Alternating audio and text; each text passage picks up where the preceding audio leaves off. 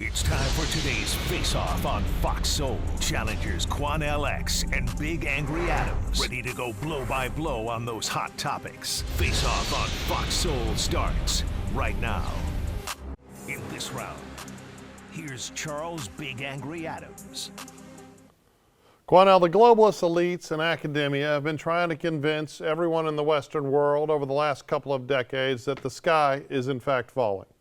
That climate change, and it used to be global cooling, then it was global warming, and because they can't really establish either of those are occurring, it's just climate change, that it is coming to destroy everything. Our former Vice President Al Gore, I think he said it was going to happen 10 years ago. We hear from Greta Thunberg, the little school skipper from Scandinavia turned millionaire, that the world was going to end a few years ago, and here we still are persisting. It is, instead of being actual worry about the climate, because there are people and there are nations doing harm to the climate, India and China being the by far out and the way the worst offenders, where the United States has been getting better about it every year since the 80s. But it is a way to control us. It is a way to destroy our industry. They're talking about, the UN wants to limit our ability to eat beef. Instead, have us eat bugs. Right? And of course they said, oh, no, we don't mean that. And then of course they release reports and, well, in fact, they mean it. I think it's all nonsense. I think it is a way to control those in the Western world, to limit our freedoms. And it's turned talk into a multi-billion-dollar industry without achieving anything. So people, I love it. Bill Gates, who is one of the biggest ones saying that we as regular people need to limit how much our carbon footprint is. But he excuses his incredible carbon footprint, private jets, many mansions, because, well, he's doing the work. Taylor Swift, Leo DiCaprio, they both love to lecture us, Quanell. They lecture us while jetting around the world in private jets and doing what they can to do harm to the environment that none of us regular folk could ever do. I think it's nonsense. I think science needs to be the solution, not us giving up our right to eat meat, to have air conditioners, to have cars, because it's all coming. Well, Charles, I don't want to spend any of my time speaking foul or ill of those successful actors or very few politicians that have raised their voice to speak out and warn the world that climate change is real. I appreciate former Vice President Al Gore for saying something when others have said nothing. It is a proven fact, according to the world's leading scholars on the climate, the world leading scholars who deal with the ocean, who deal with life on Earth. They're all in agreement across the aisle that global warming is real. And America has been leading the way in other Western nations to try to reduce and pull back the carbon fingerprint of the Western Hemisphere nations, especially America. But what America's not doing, and what the Western governments are not doing, is really calling out China and India and now Pakistan for the truth that those three nations alone are doing more damage to the climate than all Western countries combined. Charles, if we don't have the strength to correct just China alone, there's nothing America can do to stop the climate change and the effects of carbon monoxide poisoning into the atmosphere, destroying the ozone layer. Just China alone can destroy and change the weather patterns to where tens of billions of dollars will be lost because the oceans are encroaching upon land now, and because we now have droughts hitting strange places, and so the vegetation is not growing, the animals not eating, they're not healthy like they once used to be because of droughts. But remember, Charles, if we stop eating beef, I'm all right with that, because beef is unhealthy anyway. We have better supplements and supplies of protein for the human body than what beef is. You don't see elephants eating beef. You don't see giraffes eating beef. In fact, we're one of the only living adult mammals that do eat beef. We don't need it. And the doctors will tell us that we really don't need it. So if we stop eating beef, it's not going to hurt us. It's actually going to help us. And less of us will stop digging our grave with our teeth and stressing out the medical insurance providers who don't do a damn thing enough for us anyway. But also it will save money in healthcare costs in America if we cut back on beef. Climate change is real. Now, do I think some have monetized it and are acting like witch doctors with it to make money from it? Al Gore is one of them, yes. But we cannot deny the facts. It is real. Absolutely not. In fact, You're drinking the Kool-Aid. You have bought into the myth. And first of all, let's talk about your little animal analogy, right? Yeah. The herbivores don't eat meat.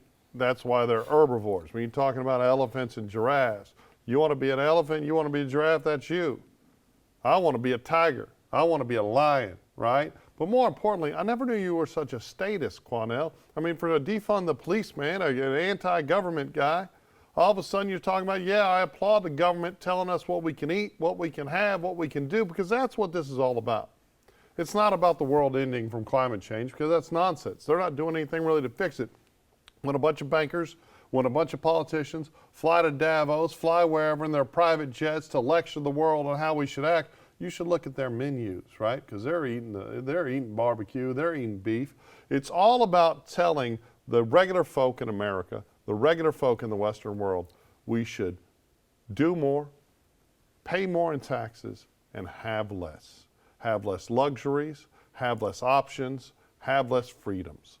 And it is shocking to me to hear you talk about how you would readily have us abandon our freedoms because, the global elites are saying, and it's not freedom academia. Is great until you have to be held accountable to those freedoms.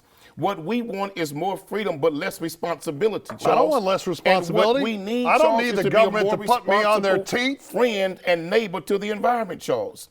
Look, man, America can lead the way in many great ways. But I'm going back to what I said earlier. If we don't have the power to correct China and India, all of this means nothing, Charles. So until they come up with a solution to deal with China and India, don't lecture the American citizens. Because don't come to us and lecture us, but you won't lecture China when you know the damage that they're doing to the atmosphere. Let me get this straight. So you agree that we shouldn't be told that we can't have, they are in some Scandinavian countries, in northwestern Europe, they are shutting down the farming industry because of the fear of climate change.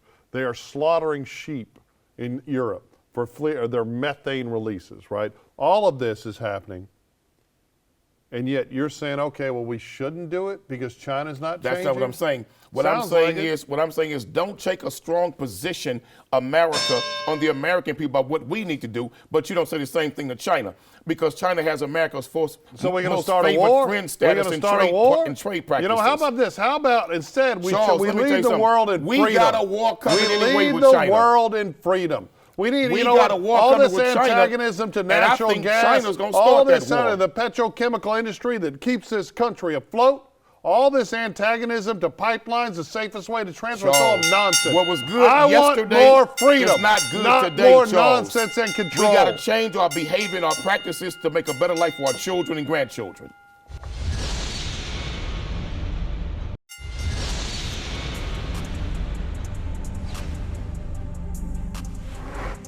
In this round, here's Quanell X. Charles, many believe in this country that the electoral process, the election process in this country is not fair. It's been proven across the country that there's been great examples of election fraud. Whether we like it or not, it is a fact that election fraud is real in America. You've had a number of people prosecuted for election fraud who deserve to be prosecuted and some who should have never been prosecuted for smaller infractions. But many want to blame Donald Trump, accusing him as the voice that really put fear and doubt in the American people of the integrity of the electoral process in this nation. But it was not Donald Trump.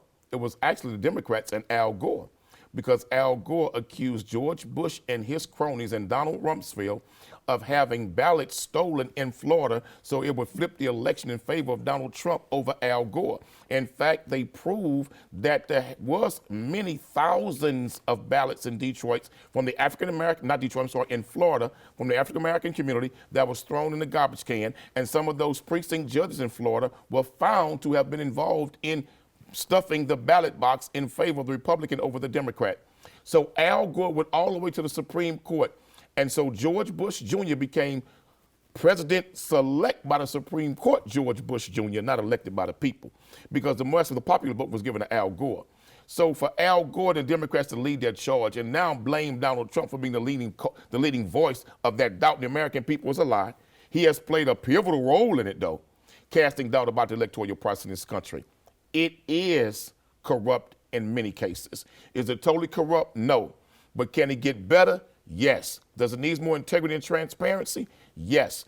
Should we come up with a more better independent system to take both parties out of the direct involvement in the process? I think that we should, for the sake of transparency for the people.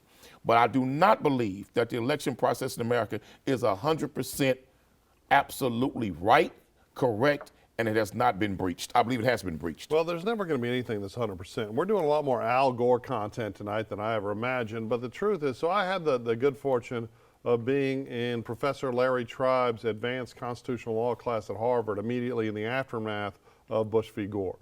And Larry Tribe represented Al Gore all the way to the Supreme Court, and he had a lot of information that wasn't available publicly. And it was not about stuffing ballot boxes. It was not about the wrong people voting, right? Instead, it was about invalidating votes, the hanging chads. And there's absolutely no doubt that Karl Rove probably influenced a stealing of the election in the state of Florida that allowed George Bush to win. Now, the way I look at it with Al Gore, he couldn't even win his home state of Tennessee, so he probably didn't deserve to win. Yeah, but it's no doubt there were issues with that election.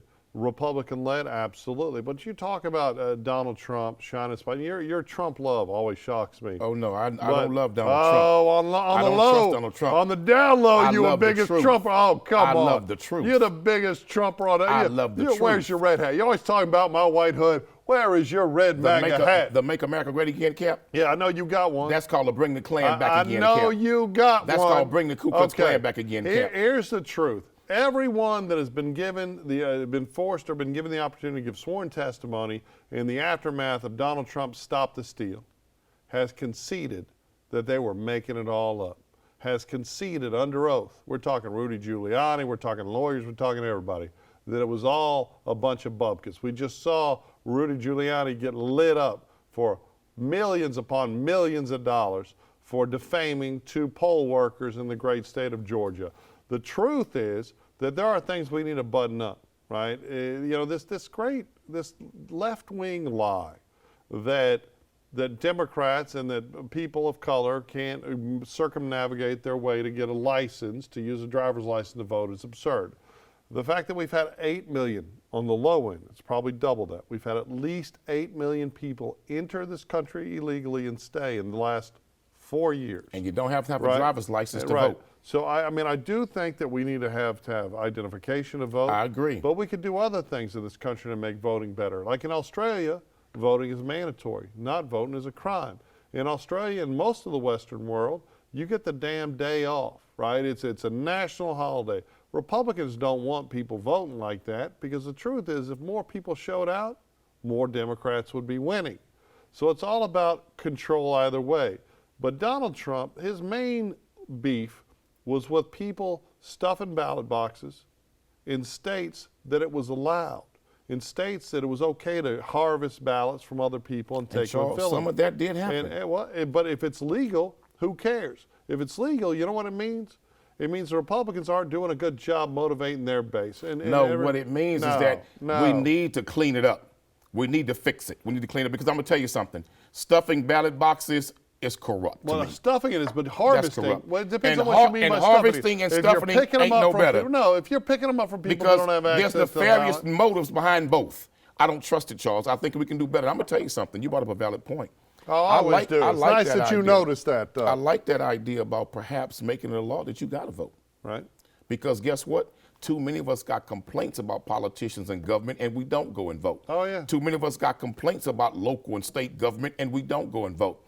I've told black people for generations, stop complaining about judges downtown putting unfair sentences on black young men and women when you don't want to go vote when it's election time to elect the judges, when you don't want to go vote for the prosecutors of your county who determine who's prosecuted, who's not, and who shops grand juries to put you all in jail. Stop complaining about the criminal justice system if you don't go and vote. If you're not voting for the mayor, well then don't complain about who he makes a police chief that racially profiles and harass your children. At the end of the day, we got to stop complaining about the process and engage. Hey, this is America. We love to run our mouth but not do a damn thing about nothing. I mean, that's the American way more than just about But what did anything. Grandmama say? But you made. What did Grandmama say? What did Grandmama say? Grandmama say, don't let your mouth write a check. Ass can't catch. But so don't complain if we ain't going to do nothing. It's not just voting. It's about showing up for jury duty. People don't want to deal with the hassle, but they want to bitch about outcomes. Exactly. And another thing is people need to recognize that local elections are the most important damn elections at all. Exactly. And nobody votes in those That's right. things. And if we start voting, less white folks will be in power. In this round, here's Charles Big Angry Adams. You know, Quanell, people our age remember the horrifying photos from Guantanamo Bay of American military operatives torturing people from the Middle East in the wake of September 11th. The waterboarding from Afghanistan, the torture in Iraq. We are all familiar, those of us that follow the news, that torture has been a mechanism employed by the United States despite the fact that it's not allowed. There has also been whispers that torture has been a mechanism used by the CIA and other law enforcement in the battle against narco-terrorists in Latin America. And the argument for it is that we are saving lives by torturing bad people. But I couldn't disagree more. I think that when we say torture is acceptable, America is abandoning its moral principles.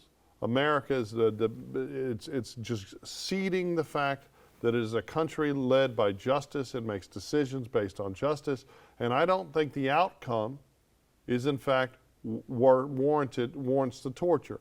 And in fact, there are other ways, there are other methods of interrogating people that don't require physical violence, that don't require hurting people and destroying their individual autonomy. And in fact, if you can prove that someone committed a crime and they don't want to participate, then put them in supermax prison and let them rot away. There are other ways to incentivize people to help our country stop terrorist acts, stop narco-terrorism, and stop crime. But it's a slippery slope. And one thing we've seen in this country for centuries is police officers torturing young men of color to try to get a confession. Sometimes it's a confession of real crime that they committed, but like the Central Park fire, sometimes it's a confession by innocent men or innocent boys, children, to try to justify prosecution. It's absolutely disgusting. I'm shocked that you support it. Charles, in cases of international and domestic terrorism, where there's actual factual data that these are terrorists that have planned a mass attack on the American people. And the only way we get to the truth of where these bombs are, where these detonators are, who all is involved in this, and we have to torture a terrorist, and we have actual facts that this is a terrorist, well, then we're going to have to do what we got to do to preserve and save American lives. I'm not talking about with local police departments. That's wrong. That's not necessary. Those are American citizens. And I don't believe that we should torture American citizens. But if we have discovered operational cells that are terrorist cells, sleeper cells within America, like are crossing the border into America, and we discover them, and we know that we have factual information, that they have information that can save tens of thousands of lives, and the only way we're going to extract that information is by a form of torture, then I believe we do what we got to do. It doesn't do any good to take a man who's a terrorist and say, we're going to put you in prison for 100 years if you don't tell us. And he says, I ain't telling you nothing. So we lock him up, but yet 100,000 people died, 50,000 people died. No, I think those lives are much more sacred than that one individual being tortured. I disagree with blanket torture. Disagree with that. I disagree with torturing American citizens. But if we have terrorists in this country that are planning acts like September the 11th, well, we deal with them by the same means and methods that they want to deal with us. Look, man, I am not with spoon feeding and giving a lollipop to some damn terrorist who has proven he will kill hundreds of American citizens, if not thousands, given the opportunity to do so. In cases of international terrorism and these sleeper cells and real terrorists, and even domestic terrorists like Timothy McVeigh, who killed all of them babies in Oklahoma because he had a grudge with the government. In cases like that, where we have a fact that you're a terrorist, we got to do what we got to do, man. Okay. Well, see, you framed it. You find you a nice white guy to talk about whitey terrorism, and you talk about Middle Eastern terrorism. But what year were you born, Quanell?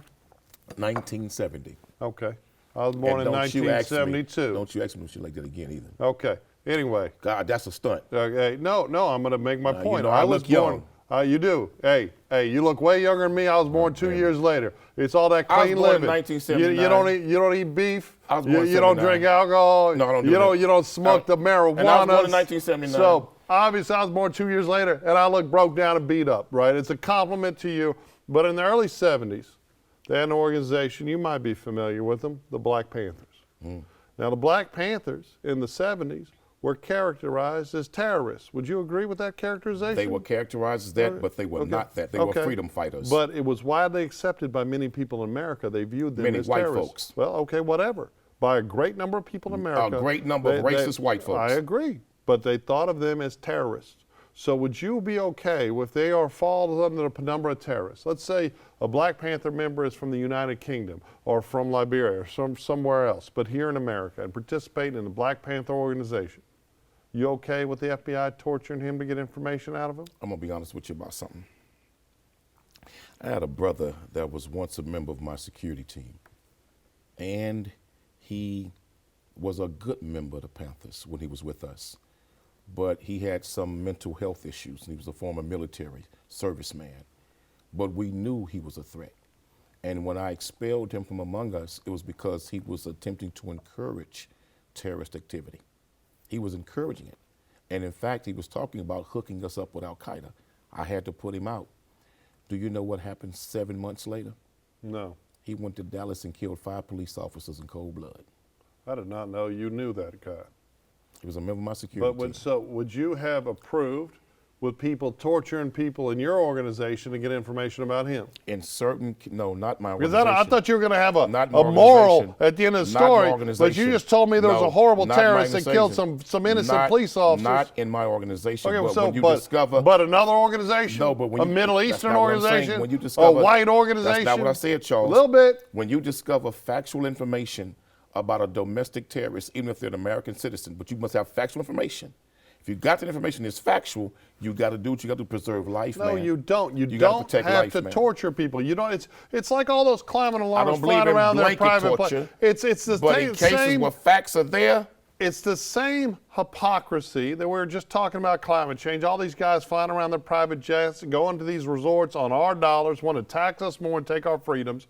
It's the same concept. When you say that we should abandon individual autonomy, we should abandon individual liberty, that the ends justify the means. That's the kind of mindset that police officers use for years to torture young black men to get confessions on murders Charles, and other do crimes. you remember the It's case disgusting. I just don't in get America? you. I do not get well, you. so a bunch of white kids were kidnapped from a school bus, Okay.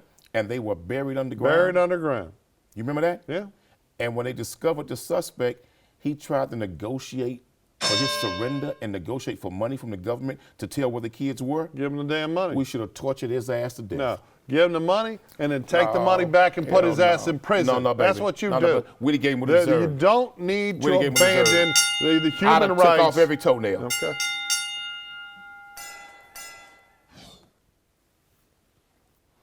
Brothers and sisters, I am not a supporter of blanket torture of the American citizens, but there are some rare, unique cases where I believe it's justified and necessary to protect and preserve American life. You have individuals across the world who hate this country so much, a part of terrorist groups, to where they will kidnap American citizens and cut their heads off on television. If we find somebody that's a part of that group and we know what those American hostages are, if it takes torture to free those American hostages from getting their heads cut off on television for propaganda props, we do what we got to do. But I don't agree that we torture everybody in this country, including American citizens, that way. I would hope and pray that we do something about climate change in this country. It is real, and it's not about what I can do or you can do. It's about what we must do to save and preserve American lives, including the future generations of our children and grandchildren. Because the carbon fingerprint of this nation and others is making it real bad in the near future to even survive in some of these states. In southern states in particular, they're predicting it's going to be so hot that you can't even live in southern states. You know, America, my colleague here, who I really enjoy doing work with him, and I like him as a person, even though he likes to refer to me as a Klansman all the time. Underneath the truth of it is that he does have that red MAGA hat, and he supports a lot of the lies that Donald Trump has sold to America. And I am politically ambivalent. I think we should all be pragmatists and vote for the individual candidate that both suits, that reflects our concerns and will cause us the least harm. But Donald Trump and all his minions have admitted that this stop the steal stuff was just a grift. And while I'm not antagonistic towards voter ID, and I do think we should implement some reforms, no election was stolen.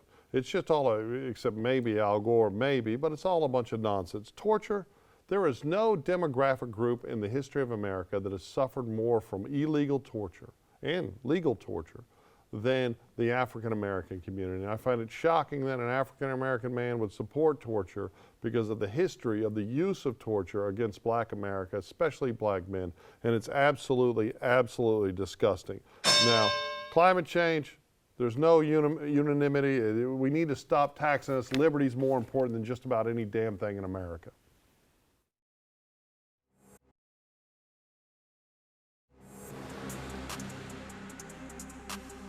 That's it for the Face-Off on Fox Soul. We'll catch you next time.